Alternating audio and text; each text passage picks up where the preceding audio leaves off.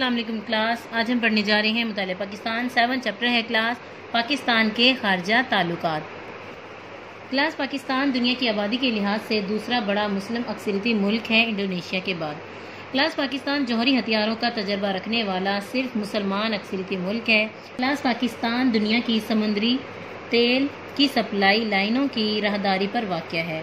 Gas اور تیل سے مالا مال مشرقی وسطی اور دنیا کی آبادی کے مراکز کے درمیان پاکستان واقع ہے۔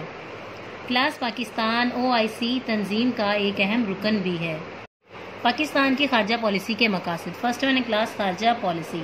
کلاس آپ کی بک کے اندر جو ڈیفینیشن مینشن ہے وہ ہے ایک ریاست دوسری ریاستوں سے تعلقات کے قیام میں کچھ بنیادی اصولوں اور مقاصد کو پیش نظر رکھتی ہے۔ اس حوالے سے جو پالیسی بنتی ہے اسے خارجہ پالیسی کہتے ہیں۔ بیسک کلاس خارجہ پالیسی بیرون ممالک سے تعلقات قائم کرنا، ان کو فروغ دینا اور قومی مقاصد کے حصول کے لیے بین الاقوامی سطح پر مناسب اقدام کرنا بھی خارجہ پالیسی کہلاتا ہے۔ نیکسٹ ٹاپک ہے کلاس خارجہ پالیسی کے مقاصد۔ فرسٹ ون ہے علاقائی خود مختاری اور سالمیت۔ کلاس سالمیت کہتے ہیں سلامتی کو۔ خارجہ پالیسی کی بنیاد۔ کلاس پاکستان کی خارجہ پالیسی کا اہم اور بنیادی مقصد ملک کی سرحدوں، آزادی اور خود مختاری کی حفاظت کرنا ہے۔ پاکستان دنیا کے نقشے پر ابھرا تو ضرورت اس بات کی تھی کہ اس کی سلامتی اور تحفظ کا مناسب بندوبست کیا جائے۔ اس لیے کلاس پاکستان نے ملکی سلامتی کو خارجہ پالیسی کی بنیاد بنایا اور بیرون ممالک کے ساتھ تعلقات میں قومی سلامتی کو ہمیشہ اہمیت دی۔ اس لیے کلاس پاکستان آج بھی خارجہ پالیسی میں قومی سلامتی کو بنیادی مقصد بنائے ہوئے ہے۔ بھارتی ایٹمی دھماکہ۔ کلاس بھارت نے ایٹمی دھماکہ کیا تو ملکی سالمیت کے پیش نظر پاکستان نے بھی اپنی قوت کا مظاہرہ کرتے ہوئے ایٹمی طاقت ہونے کا ثبوت پیش کیا۔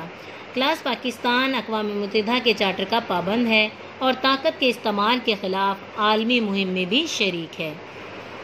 نیکسٹ پوائنٹ ہے کلاس نظریاتی مقاصد۔ نظریاتی تحفظ۔ کلاس پاکستان میں نظریہ اور خارجہ پالیسی کا چولی دامن کا ساتھ ہے۔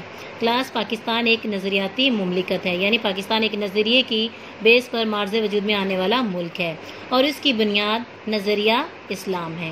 کلاس پاکستان کی خارجہ پالیسی کا اہم مقصد پاکستان کی نظریاتی سرحدوں کا تحفظ ہے۔ پاکستان کا استحکام بھی نظریہ پاکستان کے تحفظ میں چھپا ہوا ہے۔ قریبی تعلقات۔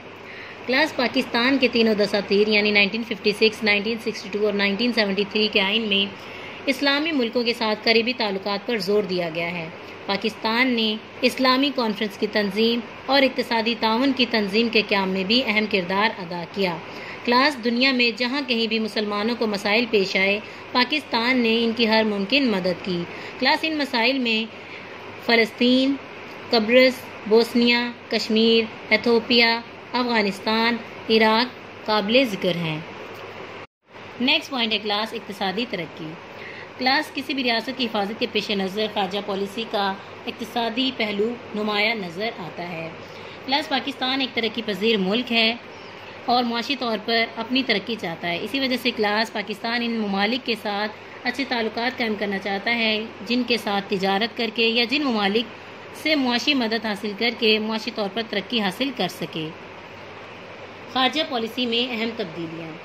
کلاس نئے اقتصادی رجحانات کے پیش نظر پاکستان نے اپنی خارجہ پالیسی میں اہم تبدیلیاں بھی کی ہیں، خاص طور پر آزاد تجارت، آزاد اقتصادیات اور نیجکاری کو اپنایا ہے۔ کلاس نیکسٹ پوائنٹ ہے دو طرفہ تعلقات۔ مغربی ممالک سے قریبی رابطوں کا اہم سبب اقتصادی امداد ہے۔ کلاس امریکہ اور مغربی دنیا سے دوستی کی ایک بڑی وجہ اقتصادی تعاون ہے جو پاکستان کو امریکہ اور مغربی دنیا کے قریب لے گیا ہے۔ نیکسٹ پوائنٹ ہے کلاس ثقافتی ترقی۔ ثقافت کا اثر۔ کلاس ثقافت کہتے ہیں تہذیب و تمدن کو۔ کلاس پاکستان کی خارجہ پالیسی پر مختلف ثقافتی عوامل کا اثر رہا ہے۔ دوسری اقوام کی طرح پاکستانی قوم کو بھی اپنی ثقافت کی حفاظت اور اسے اجاگر کرنے کا حق حاصل ہے۔ ثقافتی عناصر۔ کلاس ہماری ثقافت میں رواداری، احترام انسانیت، شرم و حیا اور بہادری جیسے عناصر نمایاں ہیں۔ پاکستان اپنی خارجہ پالیسی کے ذریعے ایسے ممالک کے ساتھ دوستانہ اور برادرانہ تعلقات استوار کرنا چاہتا ہے جن کے ذریعے پاکستانی ثقافت نہ صرف یہ کہ محفوظ رہے بلکہ اسے فروغ بھی حاصل ہو۔ ثقافتی وفود۔ کلاس وفود کہتے ہیں وفد کی جمع کو یا آدمیوں کی جماعت جو کسی خاص مطلب کے لیے بھیجی جائے۔ کلاس ثقافت کے حصول کے لیے برادری اسلامی ممالک کے ساتھ ثقافتی تعلقات بڑھائے جاتے ہیں اور ان ریاستوں کے لیے ثقافتی وفود کے تبادلے عمل میں لائے جاتے ہیں۔ کلاس دوسرے ممالک میں پاکستانی لباس اور دیگر اشیاء بھی پسند کی جاتی ہے۔ اس طرح ریاستوں کے درمیان عوامی ثقافت کی سطح پر تعلقات مضبوط ہوتے ہیں۔ کلاس انڈرلائن کر لیں۔ پاکستان براعظم ایشیا کے جنوب میں واقع ہے جو زرخیز زمین، پہاڑوں، دریاؤں، خوبصورت وادیوں کا ملک ہے۔ انڈرلائن کر لیں۔ پاکستان کے مشرق میں بھارت، شمالی سرحد میں چین، مغربی سرحد افغانستان، ایران اور جنوب میں بحیرہ عرب واقع ہے۔ یہ باتیں ساری 9th میں پڑھ چکے ہیں۔ پاکستان کی خارجہ پالیسی کے مقاصد۔ کلاس خارجہ پالیسی سے کیا مراد ہے میں آپ کو بتا چکی ہوں ڈیفینیشن، آپ نے اس کو مینشن کرنا ویری امپورٹنٹ ہے کہ ایک ریاست دوسری ریاستوں سے تعلقات کے قیام میں کچھ بنیادی اصولوں اور مقاصد کو پیش نظر رکھتی ہے۔ اس حوالے سے جو پالیسی بنتی ہے اسے خارجہ پالیسی کہتے ہیں۔ کلاس سالمیت کہتے ہیں سلامتی کو اور چارٹر کہتے ہیں معاہدے کو۔ کلاس مضمر کا مطلب ہے پوشیدہ۔ انڈرلائن کر لیں۔ پاکستان نے اسلامی کانفرنس کی تنظیم اور اقتصادی تعاون کی تنظیم کے قیام میں اہم کردار ادا کیا۔ انڈرلائن کر لیں کن ممالک کی پاکستان نے مدد کی، اس حوالے سے ان کو انڈرلائن کر لیں۔ آزاد تجارت۔ کلاس آزاد تجارت وہ تجارت ہوتی ہے جس میں درآمد روکنے یا ملکی صنعت کو دیگر ممالک کے مقابلے سے محفوظ رکھنے کے لیے محصول نہ لگایا جائے۔ آزاد اقتصادیات۔ کلاس اقتصادیات کہتے ہیں معاشیات کو یا معیشت کو۔ کلاس وہ علم جس میں دولت کی پیدائش اور تقسیم سے بحث کی جاتی ہے۔ نیج کاری۔ کلاس نیج کاری کے حوالے سے میں آپ کو بتا چکی ہوں کہ حکومتی تحویل میں موجود صنعتوں اور اداروں کو فروخت کر کے نجی ملکیت میں دینا نیج کاری کہلاتا ہے۔ ثقافت کہتے ہیں تہذیب و تمدن کو۔